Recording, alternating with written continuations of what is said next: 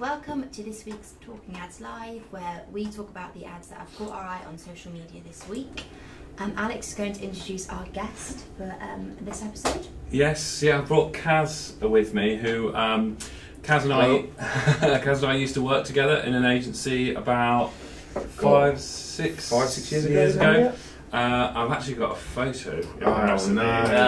What? I'm not proud of this. So yeah, I haven't told you about this. Oh no! If we just open this one up, there was like Fisherman's friend. fisherman. We both wore fisherman jumpers Because we were really cool. Yeah, and then it's me wearing jeans, which is a rarity as well. And I don't think I have a beard. No, we look Young. Very different. Yeah, different. Yeah. Very different. So that was back in the day. I still liked Walking Dead. Back in the day, I've got the mug now. So not a complete nerd. But That picture sends me back, doesn't it? It sends does. you back, doesn't it? It does, mate. Nostalgia. So yeah, we've got Kaz and Kaz. Kaz has brought us 3 ads in, and then we've got 1 each, haven't we? So Tom, gives a little bit of a tease on what you brought. Yeah, sure. So an ad that I got caught with earlier this week. Quite liked it. It's about sort of like credit referencing, but it's quite interesting how it's kind of the subject of it sort of crossed my interests in terms of it's sort of they've linked something that's pretty general, sort of specifically almost like, but made it almost like a footballish ad, if you know what I mean. You will see it later, but it's it's sort of like quite interesting how they've mapped something that's pretty broad with a specific interest that I have to make it more relevant to me. I think they've done it quite well. Cool. So we is it similar to what we touched on with the Back to the Future? That's right, yeah, we talked about a couple of weeks ago. Yeah, not miles away, maybe more obvious perhaps. Yeah, awesome. So I've got one that is a Sainsburys one I saw on Twitter, but I kind of liked it for its simplicity. And I think because obviously Kaz was coming in and we're talking about design, the design aspect of things a bit more, this one caught my eye. It's not kind of like crazy ad, it's not maybe one that you guys would think is particularly interesting, but I think from someone who's not completely knowledgeable, it attracted. I was attracted to it and grabbed my attention. So, and it's a video and it's just engaging, and I stopped on my timeline to watch it, and that's it's a good thing to do. So yeah, cool. I think I was going to jump in. Yeah, I sure. like what Sainsburys done, the whole sort of black and white thing. They sort of started. Was it last Christmas or the Christmas before?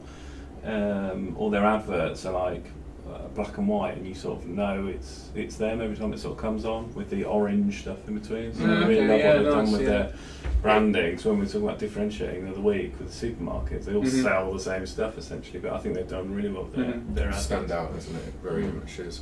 The ads that I brought along are very much, I can't remember who the companies are that who were advertising them. Did you research? Yeah, but to be honest with you, they stood out from a designer's point of view. And the reason I selected those to talk about was because there's some that are very much graphical and they use the medium to sell the idea, sell the product, and then some are very much simple, but there's a lot of thought going behind them. But yeah, when we bring them up, I'll chat through reasons why. But I think they're great. Cool. And then I've bought. We're meant to bring 1 in. I brought 3, obviously. But it's one company, 1 product. They've done 3 ads, and the point that I want to make is that some people think that Facebook ads don't work, and I think one of their ads don't work, and if they were just to run with that 1 ad, they wouldn't have been successful. But I think so. One's rubbish, one's good, and one's excellent, and it's just that if they'd not done the excellent one, their results wouldn't be as good. So my point is, it's not necessarily Facebook sometimes that is the issue, it's your ad, and that's why we do. These ads for Facebook? Or no, they're for a software app right. type Okay. thing. But yeah, so Cool. technically I've got 1 ad. So Tom, should we start? Yeah, sure. So this one's for a company that's offering credit fix services. I don't think I need my credit rating fixing, but yeah, so interesting that they've targeted to me. Maybe I do, I don't know. But basically they've sort of matched sort of the credit reference kind of thing, which is sort of quite sort of broad. It's sort of like a service that the vast majority of people may want to make use of at some point, which is a little bit like the same way we do a lot of things with mortgages. Mortgages and products like life insurance are relevant to everyone, regardless of their interest. So but then that's why all adverts end up looking the same. But by taking it away and matching the product with an interest, it's the interest that made me stop, not the product. Yeah. So I see this one because I have a footballing interest, but then say if someone's into golf, into comic books, or into films, movies, or whatever, in terms of a bit like we were saying the other week with your Back to the Future one. Yeah. With this, in terms of if they match that with something that is actually relevant to the interest, it's the interest that makes you stop. Yeah. But then perhaps the actual service does actually make you sort of click through, I think. Absolutely. And I think that was actually they've done it quite well, very relevant. World Cup's just finished. Yeah. Have to wait another 2 years, obviously, for the next European Championship. Mm. And it just really did stand out to me as a really quite a good way to do it in terms of, and they haven't really forced it either. Yeah. I mean, in terms of trying to get an interest with a sort of like quite a mainstream product, you can sort of really try and shoehorn it in. Whereas this one, it sort of flows quite well. Yeah. I thought it was really well done. The only thing I didn't really like on it was having the only mention of the actual service, which is the credit fix, is actually in that one lower part of the image text. Because image text is always a bit of a conscientious topic, and for me, I sometimes just sort of glaze over image text a little bit. Yeah. And on first look, I didn't actually know what it was selling. It wasn't until sort of I had the second look that I actually saw the credit score bit in that the second part of the lower text. So always having the I think the service in one of the text box either as the headline or the news snippet is quite important. Absolutely. Kaz, I don't know if you know, like with Facebook ads, they don't want you to have more than 20% of the main image as text. I did know that from some previous work that we actually did together. Yes, so, that's right. Yeah. Yeah, so I guess that's a challenge for designers and people creating the messaging for the ads. But they've implemented it really well here. And I particularly like this ad. It's engaging to me as a football fan, and as an Italian, it kind of it's even more engaging because first of all, we weren't in the World Cup, but also 6 years ago, my team Juventus was done for match fixing. Yeah. So there is an element of that so you could brings back some really memories. niche down, couldn't you? Because there are obviously plenty of people living in the UK that are Italian, that like Italian football.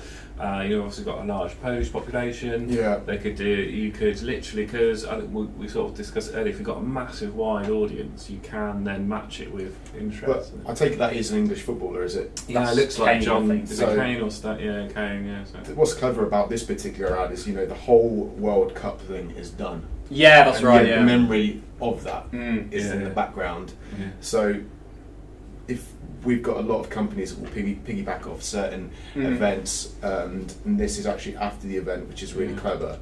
I wonder if it stands out more now because everyone was doing it, running, and then actually Observe the Masses do the opposite, do it afterwards when it's more. And also, they'll never be stuck for content or variations because there is always a sporting event happening. Yeah. In terms of you could make it based. Okay, actually, funny enough, I have actually seen another variation of the ad I haven't put in here. Yeah. And it's something about we can't help bad starts, but we can do something else on the speech of Arsenal fans because obviously they lost the first two. Yeah. And in terms of then, so they can actually just almost change it every few weeks, depending on what also like the footballing landscape is, and then you can change that over any sports, I think, or any sort of interest, I think. From a design point of view, just looking at the ad, there's bits that I like about it visually, but there's some things that we're on brand. The company is on brand with the colour palette. I think the duotone image, I struggle to instantly see the England football player. He's probably not allowed. They've probably not paid for the rights for it. So they're probably actually not allowed to use that image that they've used already. I would have thought so. Because like Kane's image rights and stuff like that. So I think that is obviously they're probably gonna get away with it because they could probably claim it's obscure enough. Yeah, maybe because it's literally all you see is a white shirt. You can only just see the number 9. You can't see his. And that's the only differentiating factor. FIFA logo's slightly covered up, isn't it? So they've probably done the best they can with what they're potentially allowed to do, because you can report ads and stuff now as well. So so one of their competitors could click on those 3 dots and report that. The rights to use this. Yeah. But it's on brand and visually. It is nice. It's just I didn't instantly see the England footballer. I got the match fixing thing, but that could be any team that you would fix a result, or like your team to win, like you said, Arsenal lost the first 2 games. Is that right? They lost the first 2 games? Do you like the colours, like the light blue and the purple against each other? Would they be sort of? I love purple. Yeah. Well, yeah. Kaz did our branding, which is a little bit purple. Just a bit. Yeah, I do. I think light blue goes with, well, when I've seen purple. The palette is lovely, and I mean duotone images are very, you know, on trend. You see a lot of them in web headers and other online posts. You see a lot of them in print as well. Yeah. I use them quite a bit, and they work quite nicely. So they just, for me, duotones work in decreasing the idea of the photo being there to kind of be looked at in detail. It's there to be a nice piece of design and it works as covers and all sorts. But it allows messaging to work on top. Yeah, I think that's you what, wouldn't clutter a 4-colour image or an image that you wanted somebody to look at with words. Yeah, because it would, if that was full colour, then it wouldn't obviously stand out as much. Maybe not. If it was in full colour, if there was an element of it in full colour, if, for example, there was a cutout of the guy, and you could see Kane in his kit, but the rest of it was in purple, then I probably would have seen that straight away. But generally, it's being used as a looks great, and I like the palette. I do like the palette. Cool. Awesome. And then I was just thinking, we obviously do the podcast the next day. Maybe you and I can discuss how people can create their own duotone images, maybe in Photoshop. Definitely, there's some great tools out there, that are doing us designers out of business. All right, so maybe we won't mention on the podcast tomorrow then. Feel free to get me to do your duotones, and I'll. Yeah. Give us we'll sort the link out at the end where you go to get your duotones. Cool. Cal, so you've got 3 over, so I'm going to bring. You've got one from Adobe, I think. Well, interesting. Yeah, I mean, there's 3 different levels of kind of advertising styles and designs and things that I've spotted and brought to the table. But this is, I think, a lot of this is what I would call piggybacking. I don't know if those might remember the dress. Is it white? Is it gold? Interestingly, I use Adobe products, fully licensed.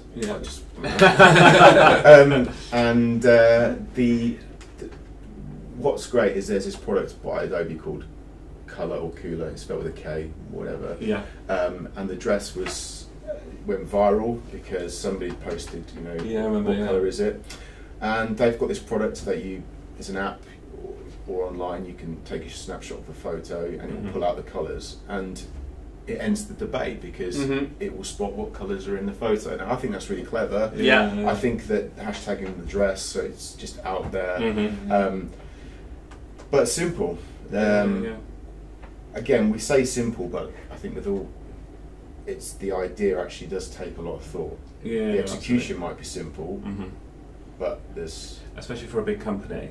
I've worked with some big. I didn't really like working in that sort of large corporate environment because everything was slow and not reactive.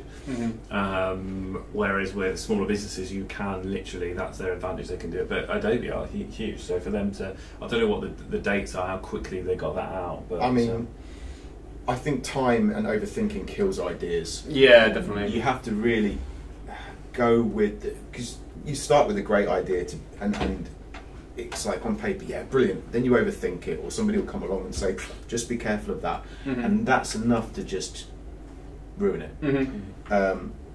It's reactive, like you said. It's just going with your gut, and I mean, there's probably more levels to it, especially within Adobe. But the way it's portrayed and the way it comes across it's. Cool.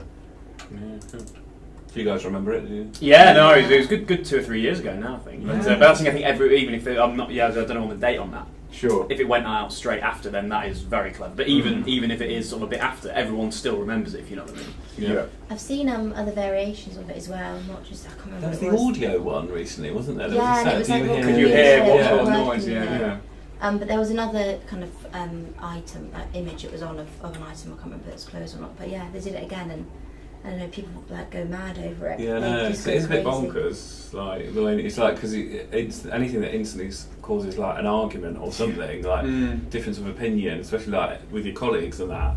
And it's like, how can you because seeing is believing, isn't it? It's like you see it as gold, and how can they see it as something else? It's like obviously. Or you show to somebody, what can you see? Gold, black, green or blue dress? I can barely see a dress. And I don't think you can plan those sort of things. For someone, you know, that obviously happened complete by accident. Someone just took a photo of a dress and. Definitely. Where is that coming? So you can't sort of plan those sort of like trying to plan things to go viral. I assume don't go viral that often because there's too much thought into it. Yeah. Cool. Yeah, no, I really like that, and I think at the time it would have worked really well. So this one was my ad that I saw. I actually had another ad, but I changed it last minute for this one. Okay. So the first time we've actually done a video one, so we're just going to technical. So it's this one, and then if I try and play it.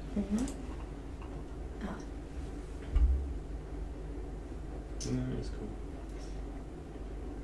So this was just like a screen recording on my phone, and that was what it was. So I was like, well, I really like it. I think the bit I loved was the clicking, obviously the click and collect, where it's actually going in the bag. I think that's really clever. Yeah. But you were saying about the colours, the black and white one, and this one they've obviously stuck to the colours on this one. But I think because they've got pictures of products, you know, those pictures of branded crisps. It wouldn't quite work if you didn't have the colours and you could recognise the brand. Absolutely. But no, I just think it was really an engaging way of explaining something. It was actually really simple, and they're obviously not pushing anything in particular. They're obviously kind of talking about their click and collect thing. Yeah. And I don't know, I just thought, you know, school holidays, linking it to that and making it relevant to people. Yeah. Yeah, I like it. I think it's very clever, and what is clever, and I guess is a difficulty for trading and shopping and online shopping is trying to, especially in the digital world, remind the consumer that there is a physical method there of picking up a bag of shopping. Yeah. You're not ordering it's not ordering online, is it? No. Really, it's Was it the click and collect, or was it sort of ordering online? Click and collect, and that's what I quite like about the platform as well. In terms of a lot of times you sort of see supermarkets do advertise on things like Facebook, but it's always advertising what they're doing. It's brand awareness thing, whereas that actually potentially has an actual user journey. Going through the site and actually performing and I kind of collect lane potentially, which is a bit more sensible. See sitting around a table in a design or marketing environment and talking about the options, and there will be things that possibly would come to the table like, oh, we need to do the video to be around real people because it's real people collecting this, and it could have been that video could have been a film, it could have been this, it could have been that, but it's very ballsy. Can I say that? Yeah, you can say to kind of go down that road, and still, although it's heavily focused in the design terms around the use of the mouse and click and collect, you know what that's about. You know it's a hand that's picking it up and taking it at the end. It's you going to go and collect them. Yeah. So there's like I say, sitting around the table, there would have been some real. I know I would have thrown in a few real world options, real world video options, or whatever. Yeah, no, absolutely. And was it an ad or was it I didn't see whether it said promoted. Yes, it's sponsored on the bottom of cool. the video. And then I think they can. I think they can then track that back to anyone that's obviously clicked on that ad and then done a click and collect, so they can literally see. Oh, okay. Yeah. And then probably the order value, and they can literally see how profitable that ad has been if people order sort of from. I wonder if they can target by your propensity away from a Sainsburys shop as well. Yeah. So I'm not sure what would be more preferable in terms of whether you're closer or further away. Because if you're further away, you've still got to go and collect it. Yeah. So surely you've got to get sort of that distance right. Do you know what I mean? If you're further away, you'd just probably you're more likely to get home delivery. Yeah. So then it's finding the interesting on a location targeting point. Yeah. We don't use Twitter ads that much, mainly because we've not really needed to. I think we've done some that aren't. We just prefer Facebook, but I don't know whether they've got scheduling tools and whether the amount of reporting that Sainsbury's do on what time of day people do their click and collect stuff as well, and they could put the ads running at that time and literally put all the postcodes in of all the Sainsbury's and do that radius around them at those times as well, and then see whether that works. So there's loads of stuff they could experiment with. There'd be a lot of measured That would be things going along in the background. But then they'll have a team of analysts and things like that that literally for stretch every penny. Because I assume the margins on everything in that Sainsburys, especially with Aldi and Lidl coming in, such fine margins. I assume click and collect is much more profitable for them because they haven't got to get the staff on the till. There's only one person with the bags, and you drive up to the thing, don't you? So I assume that's why they're pushing it. It's much more profitable. Yeah. So if they can nail that at the store, people just come and collect. And it's easier. It's kind of win-win for everyone, really, isn't it? Yeah, yeah. And then we've got to obviously give a good sort of in-store sort of experience as well. Because I've done click and collect before with a different, not supermarket, with a different brand, and the sort of the in-store. Where as soon as it's fine, give the click and collect, but as soon as you get in stock, it's a nightmare. All the stuff you get given is like a bit tatty, a bit rubbish, and you always have to get it replaced and things like that. So it's almost what's the and just going back to the actual advert, the execution of it. The click and collect process is about being simple, the simplicity angle, and the ad is very simple. Yeah. So I think that helps a lot as well in showing that or getting out across the fact that it is simple. It's an uncomplicated process. It's very clean. That little video section before the intro and the outro of the video. I would say potentially the best ad that we've featured so far. Do you think? Yeah, maybe. That I didn't design. Funny that, isn't it? But yeah, no, I think I definitely could be. Yeah. For something that would be so hard as well, so competitive to work in, to come up with different ideas of sort of click and collect. Yeah, really maybe easy to get something that was just sort of boring, but yeah, love it. So, Kaz, you've got another one? Yeah. So can't see who this company's. Who is actually Simply Orange. Simply Orange. So I think that that's the product, is it? The product name and the brand. We don't know who the brand is, but basically the reason why I've selected this and brought this along is because what I like to see more and more is innovative sort of angles, thinking about mediums. And what's clever about this design is they've used arguably without that crinkle in the middle, that's an advert for squeezed orange juice, but by adding that visual play, that playful visual, is quite engaging, I think. Yeah, definitely. Yeah, very. And allowing the vehicle, for example, the vehicle to be the crunch up top part of that poster. You second take it. Yeah, I'm very much a fan of the smile in the mind aspect of using quirky, quirky vehicles or things that make you look. And I don't know who said it, but it's something that resonates with me and throughout my career is good design is obvious, but great design is transparent. And I see that sort of transparency. You have to look for it a little bit as well. Yeah.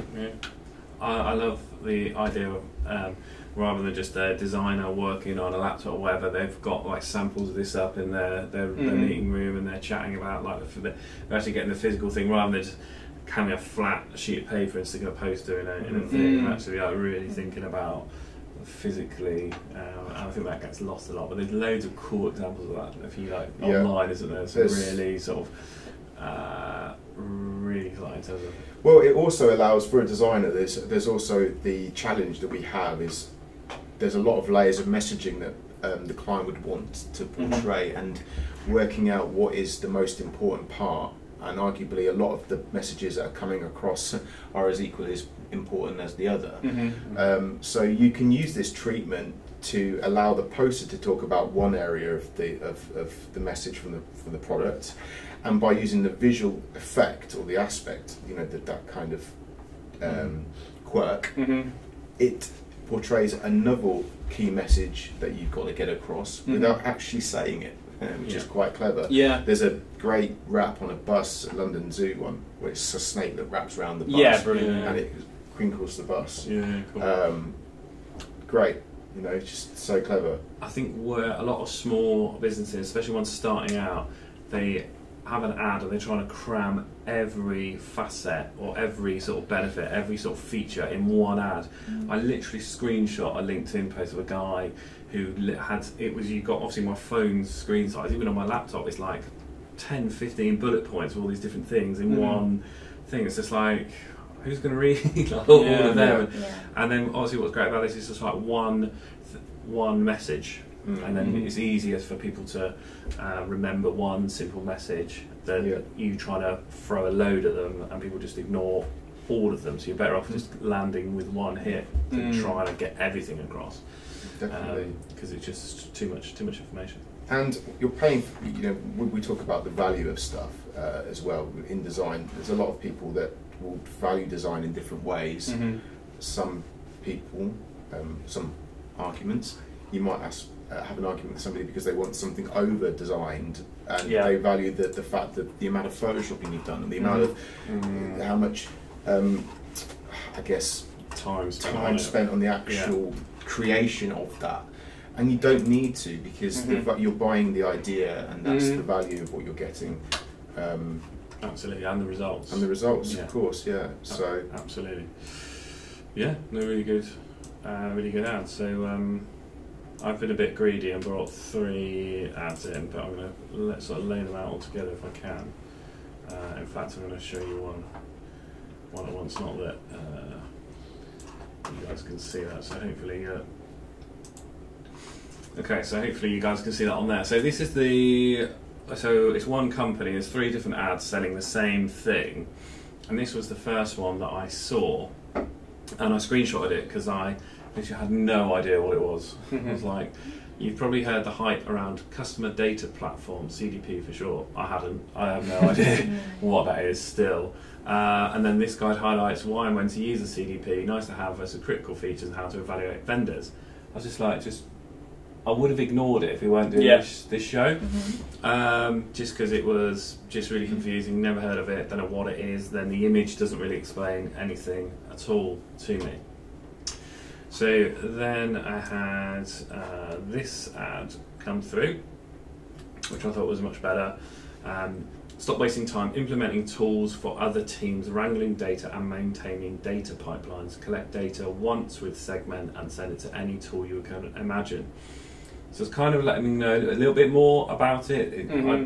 We actually are using this, or I've got our developer Nick to look into this tool, but it wasn't from this ad. I kind of get what it is now, that it's saving me time on sort of data capture, and if we've got other features. So we've got our own custom quote tool that we use. So I kind of get a bit more of it, and then I really, off the back of this ad, I actually sent it to our developer and said we should probably have a look at this. So when I do public speaking, I talk about psychology and how our brain works and interprets messages, and there's a part of our brain that's the attention gatekeeper, and it understands contrast really well. So you can understand, you don't need to think, your brain doesn't need to think that one's better than the other, one's cleaner and more efficient than the other. You can see that from all the code on the left and the snippet on the right. So yeah, that ad, I screenshot that, sent that to Nick and said, look, can you have a look at what this is, because we probably do putting too much code into our quote tool, and this tool could probably help spit it out where it needs to go. And then the point I wanted to make with these 3 ads is that I think if they just ran ad number 1 on its own, I don't think they would have got many inquiries, many downloads or whatever for people that didn't know what a CDP was, like me. But I potentially need it because Nick was literally working on it today. And then the second one still on its own didn't really sort of get it, but that third one, just the simplicity of it, there's nothing at the top other than that image. It was kind of like, oh, a load of code on the left, load on the right. That intrigued me. I was like, this looks like it could make our tool more efficient. So it was like simplicity 1 for me, and then I understood that much more than the ones that had more. But there's no link between the last 2. They're not it's not a campaign as such that they're. I think they're just trying different ads. I think. That's probably the importance of like the ad variations. We also do loads of ad variations, but it's interesting they probably deliberately place theirs on maybe not how in-depth your knowledge is. So you've got the one that's sort of like fairly basic, fairly simple as you sort of like an overseer. You can see the value in that. Or say if potentially our developer had maybe seen the first ad that you didn't really get anything from, then he probably would have reacted well to that one. I suppose in terms they probably can't target you specifically enough based on how LinkedIn though. If they're working on that, I mean that would have worked. Yeah, on LinkedIn that would work. Or they've been really clever and they've done it in some kind of sequence. So we want to make sure they see this one first, and then this one, and then this one, because it was obviously in order of worst to best. I don't know if they have done that. There is some kind of Apple tool that kind of does that. I think it's more of a remarketing sequence. I'd say it's almost like a content drip almost. But yeah, whether it was coincidence, we don't know. But it is the same thing. Just the ad is completely different. So it's kind of there's so many different ways to get across your message. And some are much more effective than others. But you're right. Nick may know what a CDP is. I may have been, but I think Nick would have then been more interested with the third one anyway because he's a coder. Yeah, maybe. Seeing all that code, like, oh, cool, that'll save me a lot of time. So I still think ad number 3 is the better one. Yeah. What do you think, Kaz? Visually, the first two don't appeal to me, and the third one is. I know we've discussed the psychology for before and after, and we've spoke about it, and I've done some ads for you based around that psychology, and I instantly saw benefit to the product after. Yeah. But I couldn't tell you what benefit that is, or what that code is, or whether the code is relevant, unless I delved in and looked in more detail. But that's kind of. I would engage with it. Yeah, that hopefully that image is making you want to delve in, where I don't think other ones do. Definitely. So I would engage with that, but because, and I guess this is because it's targeted ads, isn't it? But because I know the benefit of minimalised code. Somebody that doesn't know what that's about might see the less as being negative, maybe.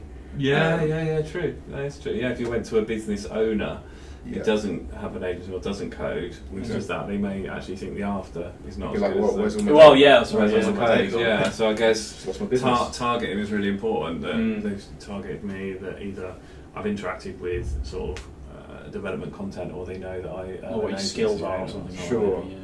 But it would entice you to delve Yeah, we did. more. And then Nick is literally, so from that ad on Instagram, and Nick has been working on that this morning to see whether it will benefit our business. So and the stop at the start, the emoji as well. Is it an emoji? Yeah. So that's interesting because they haven't used that on the first one. But I'm on LinkedIn. This guy, he's a content writer. He uses it in every update, and I always stop on read his posts. And I've never met the guy. We had a bit of an argument on LinkedIn about LinkedIn groups. I don't know what you call them, but there's like a group of people where they like each other's posts. And I was like, if your content's rubbish, doesn't matter how many more people share it. Yeah. And he was like, ugh. So we had a bit of a. So I don't know if it was like I'm looking at his stuff because we had a bit of an argument subconsciously. But I've noticed those emoji things, and it's not cheesy, but he uses them really relevantly. He did some really. I've screenshotted some of his content actually. Emojis are great. Putting it down to like the kind of raw aspect of it. How much more funnier is someone's message when there's a laughter emoji after it? Yeah. It's that like that canned laughter in comedy, comedy shows. If you take the laughter out of Friends, it probably wouldn't be as funny. But a lot of pauses. A lot of pauses. And I think it's the same with this stuff. I think with an emoji as well, I think there is a fine line, because I've looked at ads and an emoji is kind of taken the validity away from the ad, and it's kind of like depending on what it is. An emoji's great, but you can't just stick any old one in there. No. You really have to think about it, and I think the more simple, like red circles or whatever it is, they're better than and I saw one, I think it was the SEM Rush one we did, and it was a flame. That might be wrong, but I've definitely seen a flame one. And I don't know, I think, because people use them on social media for different reasons, some emojis are seen as something they're not, and then you've got that connotation immediately on your ad. Absolutely. So you definitely have to be careful with that. You wouldn't want to use the aubergine emoji. Unless you were a company that were. Brilliant. On that note. I'm not to lower the tone, but I know, exactly. We've got almost half an hour in. I might actually in the podcast might discuss that guy, do some screenshots of some of his posts, because I think he's used emojis really well, but I think there are, like you say, there are probably some really poor versions as well. Cool, right, so I've seen this ad, and I want you two to capture your reaction of it. Okay, so it's on screen now. Yeah, it's good. It's clever. Yeah. It's one of those ones that you sort of don't get immediatly, but it takes you a little while. Yeah, you sort of read it a couple of times, don't you? Yeah. No, I mean, I brought this along because I wanted to, I was saying about the value of something, and simplicity. What we think is simple doesn't necessarily mean it's taken less time to produce. You know, it's a clever angle on this, and there's restrictions as a designer. A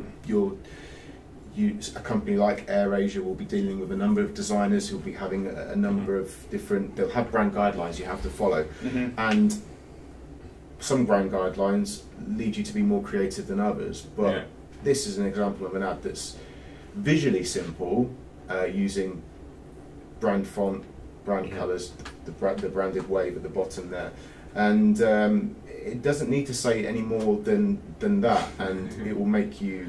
It will be memorable, and you can take it. The downside to doing something like this is remembering that not all markets will get the language or the you wouldn't have that in, say, and not everyone will find it funny, and some people might find it offensive. So you have to really think about the market and where it's going to be positioned or where it's going to be placed, and you know, here we get it, I get it.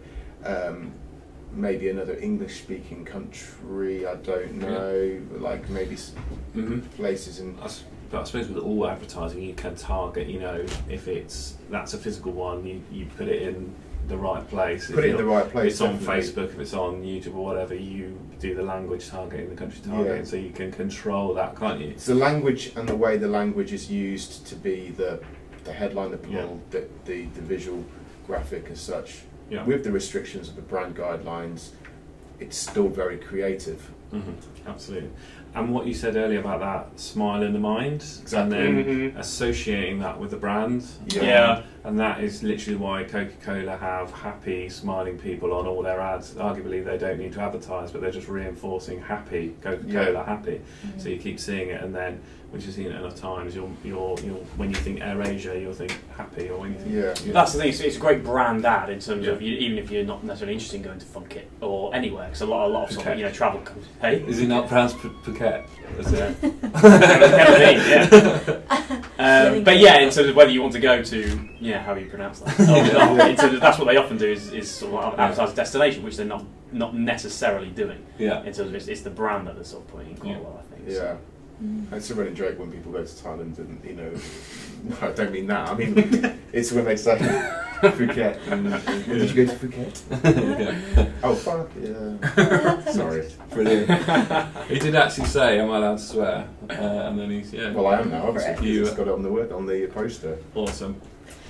Okay, on that note, that's it for today's episode. We hope you enjoyed it. Again, if you have any ads you want us to include, then send them to us either on social media or you can put them in the comment section.